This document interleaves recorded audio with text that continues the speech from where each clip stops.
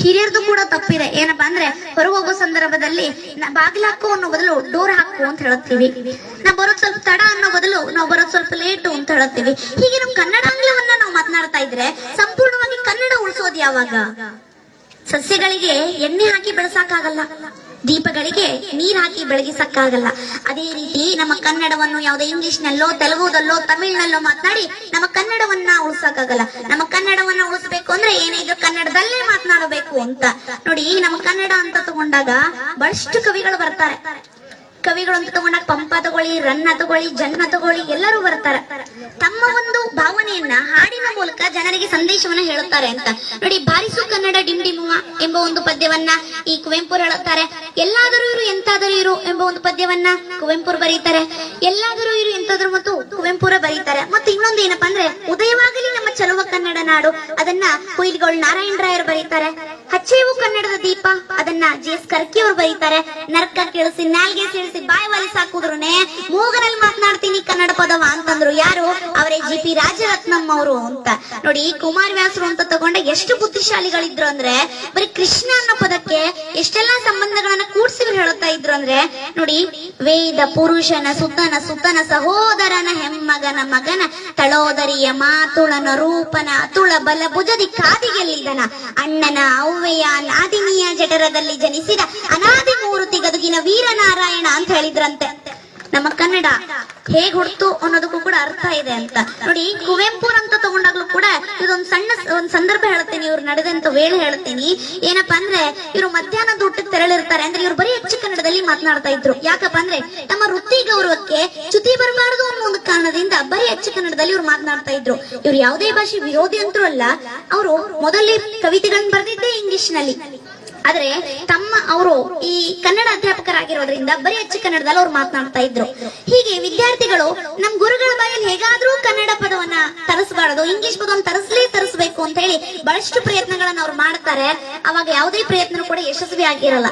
ಒಂದು ಪ್ರಯತ್ನವನ್ನ ಹಮ್ಮಿಕೊಂಡಾಗ ಇದು ಖಂಡಿತವಾಗಿ ಯಶಸ್ವಿ ಆಗೇ ಆಗುತ್ತೆ ಅಂತ ಹೇಳಿ ನಂಬಿಕೆ ಇಟ್ಕೊಂಡು ಆ ಪ್ರಯತ್ನವನ್ನ ಹಮ್ಮಿಕೊಂಡಿರ್ತಾರೆ. ಆ ಪ್ರಯತ್ನ ಯಾವುದು ಅಂದ್ರೆ ಈ ಮಧ್ಯಾಹ್ನದ ಊಟಕ್ಕೆ ಕುವೆಂಪು ಹೊರಗೆ ತೆರಳಿರುವಾಗ ಈ ತರಗತಿಯಲ್ಲಿರುವಂತ ಎಲ್ಲಾ ಲೈಟ್ಸ್ ಗಳನ್ನ ಆನ್ ಮಾಡಿ ಕೂತಿರ್ತಾರಂತೆ. ಲೈಟ್ಸ್ ಆಫ್ ಮಾಡು ಅನ್ನೋದು ಇಂಗ್ಲಿಷ್ ಪದ ಆಗುತ್ತೆ. ಲೈಟ್ಸ್ ಯಾರು ಹಚ್ಚಿದೀರಿ ಅನ್ನೋ ಒಂದು ಪದಾನು ಇಂಗ್ಲಿಷ್ ಆಗುತ್ತೆ. ಇಂಗ್ಲಿಷ್ ತರಿಸ್ತೀವಿ ಇವ್ರ ಬಾಯಲ್ಲಿ ಅಂತ ಹೇಳಿ ಅವ್ರ ಕುತೂಹಲದಿಂದ ಶಾಂತ ರೀತಿಯಿಂದ ಎಲ್ಲಾ ವಿದ್ಯಾರ್ಥಿಗಳು ತರಗತಿಯಲ್ಲಿ ಕೂತಿರ್ತಾರೆ.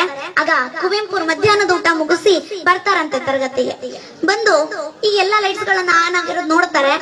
ಲೈಟ್ಸ್ ಯಾರು ಹಚ್ಚಿದ್ರು ಅಂತ ಕೇಳ್ಬೇಕಲ್ಲ, ಇಂಗ್ಲಿಷೇ ಆಗತ್ತದು. ಅದ್ ಅಚ್ಚ ಕನ್ನಡದಲ್ಲಿ ಅವ್ರು ಮಾತನಾಡ್ತಾ ಇದ್ರಲ್ಲ, ಅವ್ರು ಏನಂತ ಕೇಳಿದ್ರು ಅಂದ್ರೆ ಈ ಮಠ ಮಧ್ಯಾಹ್ನದಲ್ಲಿ ದೀವಿಗೆ ಹಚ್ಚಿರುವಂತ ಧೀರರಾರು ಅಂತ ಕೇಳಿದಾಗ ಯಾರು ಹಚ್ಚಿರ್ತಾರೋ ಸರ್ ನಾ ಹಚ್ಚಿದೀನ್ರಿ ಅಂತ ನಿಲ್ತಾನಂತೆ. ಮತ್ ಬಟನ್ ಆಫ್ ಮಾಡು ಅಂತ ಅನ್ಬೇಕಲ್ಲ. ಒಂದನೇ ಪ್ರಯತ್ನ ಹೇಗಿದ್ರು ಮುಗಿದೋಯ್ತು, ಎರಡನೇ ಪ್ರಯತ್ನ ಆದ್ರೂ ಯಶಸ್ವಿ ಆಗುತ್ತೆ ಅಂತ ಹೇಳಿ ಕೂತಿರ್ತಾರೆ. ಬಟನ್ ಆಫ್ ಮಾಡಿದ್ರೆ ಲೈಟ್ಸ್ ಆಫ್ ಆಗೋದು, ಮತ್ತೆ ಇಂಗ್ಲಿಷ್ ಪದನೇ ಆಗುತ್ತಲ್ಲ ಇದು. ಅವಾಗ ಏನ್ ಹೇಳ್ತಾರೆ ಅಂದ್ರೆ ಎಲೆ ಅಧಮ ಅದುಮು ಆ ಗುಂಡಿಯನ್ನು ಅಂತ ಹೇಳಿದ್ರಂತೆ. ಏನಪ್ಪಾ ಅಂದ್ರೆ ಅಧಮ ಅಂದ್ರೆ ದಡ್ಡ, ಈ ಅದುಮು ಅಂದ್ರೆ ಒತ್ತು, ಗುಂಡಿ ಅಂದ್ರೆ ಬಟನ್ ಅಂತ. ಎಲೆ ಅಧಮ ಅದುಮು ಆ ಗುಂಡಿಯನ್ನು ಅಂತ ಹೇಳಿದ್ರಂತೆ. ಅವಾಗ ವಿದ್ಯಾರ್ಥಿಗಳಿಗೆ ಅನ್ಸುತ್ತೆ ನಮ್ ಗುರುಗಳೇ ಕನ್ನಡದ ಮೇಲೆ ಇಷ್ಟ ಅಭಿಮಾನ ಪಡುವಾಗ ನಾವ್ಯಾಕ್ರಿ ಸುಮ್ಬಿಡ್ಬೇಕು, ನಾವು ಕೂಡ ಕನ್ನಡವನ್ನ ಮಾತನಾಡೋಣ ಅಂತ ಹೇಳಿ ಅವರು ಕೂಡ ಕನ್ನಡವನ್ನ ಮಾತನಾಡ್ಲಿಕ್ಕೆ ಶುರು ಮಾಡಿದ್ರು ಅಂತ. ಇದು ನಮ್ಮ ಕನ್ನಡ ಭಾಷೆಗೆ ಒಂದು ಶ್ರೀಮಂತಿಕೆ ಅಂತ ನೋಡಿ. ಈ ಇಂಗ್ಲಿಷ್ ಹುಟ್ಟಿದ್ದು ಸಂಸ್ಕೃತ ಭಾಷೆಯಿಂದಲೇ ಅಂತ ಹೇಳಬಹುದು. ನಾವು ಸಂಸ್ಕೃತ ನೆಲದಿಂದ ಹುಟ್ಟಿದವರು, ನಾವು ಹೆಮ್ಮೆ ಪಡಬೇಕು ಸಂಸ್ಕೃತ ಭಾಷೆಗೆ. ನೋಡಿ, ನಾವು ಸಂಸ್ಕೃತದಲ್ಲಿ ಅಣ್ಣನಿಗೆ ಏನಂತ ಕರಿತೀವಿ? ಭ್ರಾತೃ ಅಂತ ಕರಿತೀವಿ. ಅದು ಇಂಗ್ಲಿಷ್ ನಲ್ಲಿ ಬ್ರದರ್ ಅಂತ ಆಯ್ತು.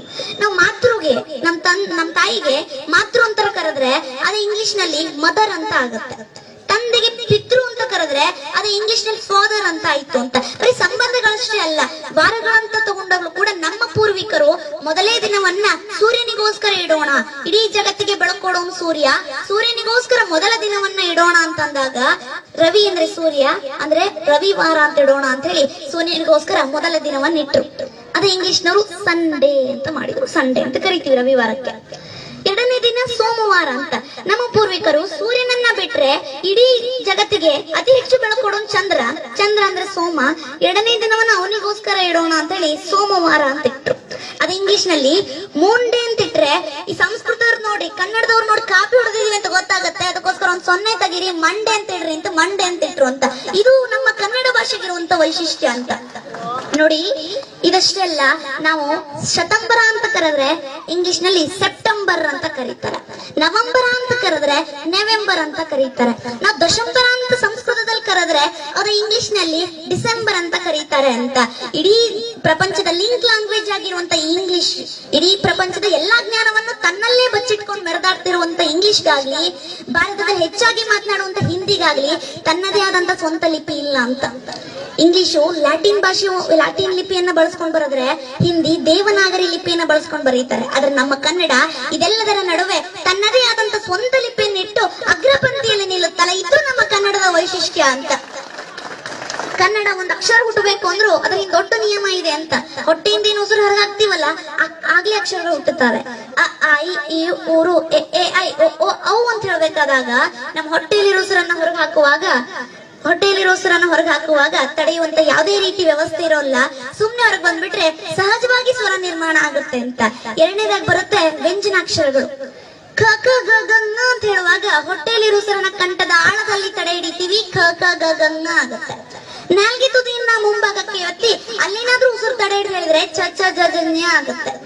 ನಾಲ್ಗೆಯನ್ನ ಹೊಳಿಸಿ ತುದಿಯ ಒಳಭಾಗಕ್ಕೆ ಹೊಡೆದು ಅಲ್ಲೇನಾದ್ರೂ ಉಸಿರು ತಡೆ ಹಿಡಿದು ಹೇಳಿದ್ರೆ ಟ ಟ ಡ ಡ ಣ ಆಗುತ್ತೆ. ನಾಲ್ಗೆನ್ನ ಹಲ್ಲಿಗೆ ಒತ್ತಿ ಅಲ್ಲೇನಾದ್ರೂ ಉಸಿರು ತಡೆ ಹಿಡಿದು ಹೇಳಿದ್ರೆ ತ ತ ದ ದ ನ ಆಗುತ್ತೆ. ಹೊಟ್ಟೆಯಲ್ಲಿರೋ ಉಸಿರನ್ನ ಹೊರಗೆ ಹಾಕುವಾಗ ಎರಡು ತುಟಿಗಳು ಅಡೆತಡೆ ಮಾಡಿದ್ರೆ ಪ ಪ ಪ ಪ ಮ ಆಗುತ್ತೆ ಅಂತ. ಎಷ್ಟು ವೈಜ್ಞಾನಿಕ ಅಂತ. ಕಂಠದ ಆಳದಿಂದ ಶುರು ಮಾಡಿ ತುಟಿಯವರೆಗೂ ಗಾಳಿಯನ್ನ ತಡೆಯೋ ಒಂದೊಂದು ಜಾಗದ ಮೂಲಕ 5 ಅಕ್ಷರಗಳೇನು ಹುಟ್ಟುತ್ತಾವಲ್ಲ, ಅದು ನಮ್ಮ ಕನ್ನಡದ ವೈಶಿಷ್ಟ್ಯ ಅಂತ. ಓದಿದ್ದನ್ನ ಬರೆಯುವಂತಹ, ಬರೆದಿದ್ದನ್ನ ಓದುವಂತಹ, ಮಾತನಾಡಿದ್ದನ್ನ ಬರೆಯುವಂತ ಸಾಮರ್ಥ್ಯ ಇರೋ ಭಾಷೆ ನಮ್ಮದು. ಅದು ಕೆಲವು ಭಾಷೆಗೆ ಮಾತ್ರ ಇದೆ ಅಂತ.